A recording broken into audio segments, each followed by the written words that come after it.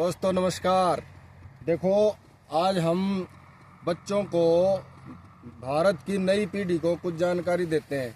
जब भी घर में कोई धार्मिक अनुष्ठान, पूजा पाठ होता है, हवन होता है, यज्ञ होता है, और बच्चों को ये कहा जाए कि दाब लिया, कुशा लिया या दुर्वा लिया, दूब लिया, तो उनको पता ही नहीं चलता ये क्या चीज़ होती है। तो देखो, ये है, इधर दिखाओ सर, ये है कुशा।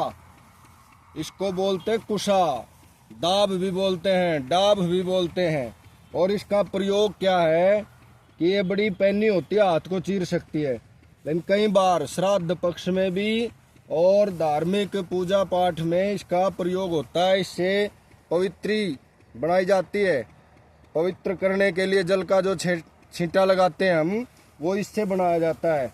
और अन्य धार्मिक कर्मों में इसको गूंथ करके और उंगलियों में पहन करके ग्रंथि और अंगूठी भी बनाई जाती है, जिससे पूजा पाठ करते हैं।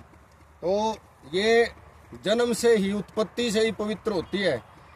जैसे गंगा जल है वो दूसरी चीज़ों को पवित्र करता है, इसी तरह अग्नि है वो दूसरी चीज़ों को पवित्र करती है, उसमें भस्म कर देते हैं सब कुछ जो भी होता है। और इसी तरह से ये कुशा है।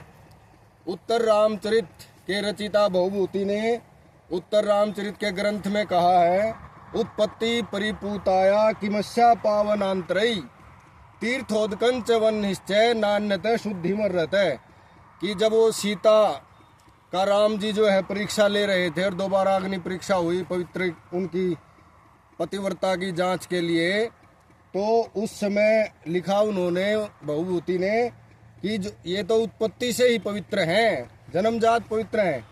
तो क्या क्या चीज़ें पवित्र होती हैं? उत्पत्ति परिपूताया किमस्या पावनांतरई तीर्थोदगंच वन निश्चय नान्यत शुद्धि मर्रत है।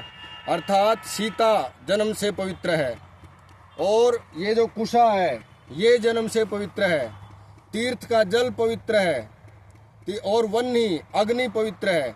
तो ये जो चीज़ें हैं ये स्वभाव से ही पवित्र मानी गई हैं। शास्त्र का लेख है, शास्त्र सम्मत है। इनको किसी दूसरी चीज से पवित्र करने की जरूरत नहीं है।